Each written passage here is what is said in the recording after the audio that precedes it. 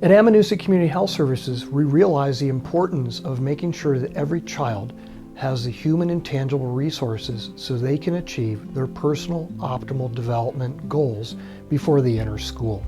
This is in recognition that we have few children over many miles, which is why we bring the human resources and tangible resources as close as possible to you.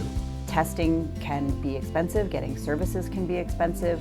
If we can eliminate those barriers by having them community-based, people are already coming to the library. They don't need to work out complex transportation schedules. We're just open, there, and available.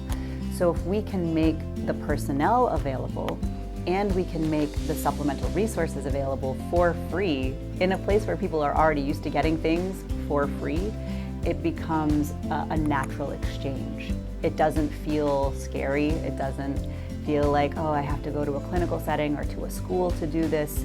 It's right there in your community. We know through pretty extensive research that the earlier a child is identified with a need, and the earlier those services are provided for them and that need is met, then the more beneficial it is to them in the long run. The ASQ takes a quick look at 5 developmental areas: communication, gross motor, fine motor, problem solving, and personal social. Caregivers of children birth through 5.5 years will answer 6 questions in each of the 5 areas to get a baseline look at their child's development. Families can see what is typically happening in each skill area for children of that age, what their child's strengths are, and any areas that might benefit from further practice. They can also see if there are any areas that they want to have evaluated more thoroughly to identify whether their child might benefit from more targeted support from a professional. If these evaluations find that a child has a 33% delay in any area, then they're eligible for free services to help them strengthen those skills. As a parent, it was helpful for me to see where my children were on track and where I could help my children build and strengthen their skills.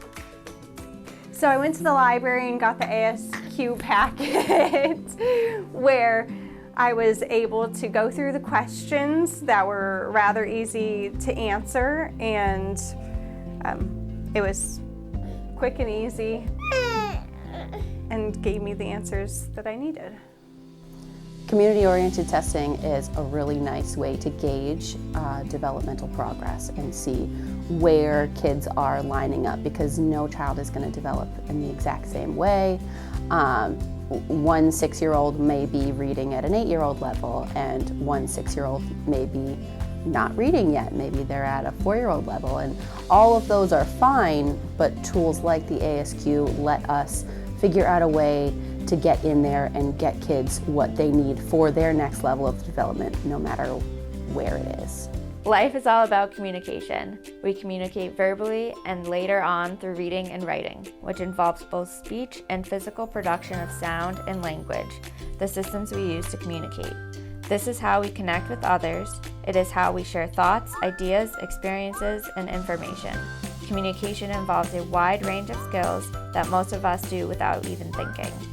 Communication involves how the mouth moves to produce different sounds using the lips, tongue, and teeth, how we regulate our volume and pitch using vocal cords and breath, how fluent or smooth we are in our speech, how the rhythm, rate, and flow work together with sound production so that others can hear and understand us. Communication also involves the different sounds used in language, the structure and construction of words, the rules for arranging the words to form sentences, the meaning of words and word combinations, and the socially appropriate use of language. All of this is reliant on memory, attention, processing, and organization that occurs in our brains, which impacts both how we express ourselves and receive and process what we hear or read. Often, communication skills develop through daily life experiences.